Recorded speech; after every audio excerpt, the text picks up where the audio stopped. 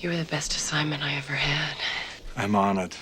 16 years, 40 screenplays, 7 directors, 2 bankrupt studios, and a producer who once proposed removing Mars from the Total Recall screenplay to save money, a construction worker who might be a secret agent, a trip to Mars that might be a hallucination, a wife who is definitely not who she says she is, a director who knew exactly how it ended and hid the answer where almost nobody would find it, Arnold Schwarzenegger as a man who doesn't know who he is, Sharon Stone as the woman assigned to make sure he never finds out, Paul Verhoeven directing one of the most expensive and most chaotic productions Hollywood had ever attempted. Total Recall 1990, 16 facts, including the one that Verhoeven and his composer buried in 2 different languages in the last 60 seconds of the film. Fact 1. You know a project is cursed when the cheapest part is buying the rights. The script spent 16 years in development hell. 2 studios went bankrupt trying to make it. Dan O'Bannon and Ronald Schwarzenegger bought the rights to Philip K. Dick's short story for $1,000. They got 30 pages in and hit a wall. Dick's story ends there. No second act, no Mars. They invented the rest. Every studio passed. Too expensive, too weird, unfilmable. 40 drafts, 7 directors, not a single frame shot. Fact 2. Schwarzenegger was rejected for the role because the producer didn't believe he could convincingly play an ordinary man. He bought the rights himself. De Laurentiis had passed because the role was conceived as a mild-mannered office worker. Schwarzenegger convinced Carolco to buy the rights for $3 million, negotiated an $11 million salary plus 15% of profits, and secured veto power over the producer, director, screenplay, co-stars, and marketing. He basically bought the movie and then let them shoot it. Fact 3. Patrick Swayze was cast as Quaid. Sets were built in Australia. Then the studio went bankrupt and took the entire production down with it. Director Bruce Beresford brought Swayze on board, fresh from Dirty Dancing. Production began in Australia. Sets went up. Then De Laurentiis Entertainment Group ran out of money. Everything stopped. The sets were abandoned. Schwarzenegger had been watching the project for years. The second it came loose, he pounced. Fact 4. The first choice for Sharon Stone's role was martial arts star Cynthia Rothrock. She said she didn't get it because certain actors didn't want to be outshone in the fight scenes. Stone trained Taekwondo, lifted weights, and ended production covered in bruises. Schwarzenegger called her the female Terminator. The Stunt Women's Association made her an honorary member. Verhoeven wanted more in the early bedroom scene. Arnold obliged. Stone declined. Verhoeven got his revenge on the next project. That was Basic Instinct. He'd already spotted the star hiding in the supporting role. Fact 5. David Cronenberg spent a year on the project, wrote 12 drafts, scouted locations in Tunisia, and left because they wanted Raiders of the Lost Ark Goes to Mars. Cronenberg's version was darker and much closer to Dick. William Hurt in the lead.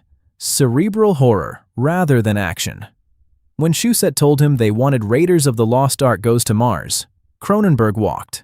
What he left behind was the sensibility, the queasy dread, the reality that might not be real. Verhoeven inherited the tone without the filmmaker. Fact 6. Philip K. Dick read an early draft of the screenplay and wrote a letter saying it was exactly the film he had imagined. He died in 1982. He never saw a frame of the finished film. Dick had sold the rights for $1,000. He spent the following years watching the adaptation stall and restart without him. When he finally read a version he considered faithful, he said so in writing. He died 8 years before the film was released. He knew it was right. He never got to see it. Fact 7. The producer once proposed removing Mars from the Total Recall screenplay to cut costs. The screenwriter threatened to kill the entire project rather than allow it. Picture Total Recall with no Mars, no colony, no mutants, no Quado. Just a guy on Earth who thinks he had a weird dream. De Laurentiis decided the Mars finale was too costly and wanted to cut it entirely. Shusett refused. He would pull the rights before watching the film lose its premise. He fought for weeks. De Laurentiis backed down and later apologized. Fact 8. The first cut of Total Recall received an X rating for violence. The film contains 77 kills. The version you have seen is the toned-down cut. Verhoeven had fought this battle before on RoboCop. Total Recall went through the same process. X rating, trimming, eventual R. The body count didn't change. What changed was how much of each death the camera showed. Benny's death originally had the drill bursting through his torso. The released version is cropped. 77 kills by Verhoeven and Schwarzenegger's own count on the DVD commentary, the highest of the era. That was after the cuts. 8 facts in. The film exists because one man refused to let it die and bought the movie to prove it. That was the easy part. Because once the cameras started rolling, the real disasters began. And the answer to whether Quaid ever leaves that dream is still waiting. Fact 9. Total Recall was simultaneously one of the last major films to use large-scale miniatures, and one of the first to use photorealistic CGI. The CGI software crashed during production. The sequence was finished by hand. The Martian landscapes were physical miniatures modeled on real NASA photographs, the old way, because in 1989 there was no better tool. The exception was the X-ray scanner, CGI, among the first photorealistic digital imagery in mainstream film. The software failed. The team hand-animated the whole thing. The dog skeleton was borrowed from the museum beside the La Brea tar pits. Fact 10. The three-breasted woman took 8 hours a day to apply and 2 seconds to shoot. Verhoeven originally wanted 4. Rob Bottin's effects team talked him down. 4 looked wrong, they said. Verhoeven trusted the craftsman. She is on screen for 2 seconds and has been the film's most recognizable image for 35 years. 2 seconds, 35 years. Fact 11. Food poisoning swept through nearly the entire crew during production. Verhoeven directed for weeks with an IV drip in his arm. Arnold Schwarzenegger was the only person who didn't get sick. The Mexico City food and water turned midway through the shoot. Verhoeven was hit hardest. Ambulance on set, IV between takes, $150,000 per lost day. Schwarzenegger had learned on Predator. Every meal flown in from the US. He ate alone, stayed healthy, watched everyone else fall apart. Fact 12.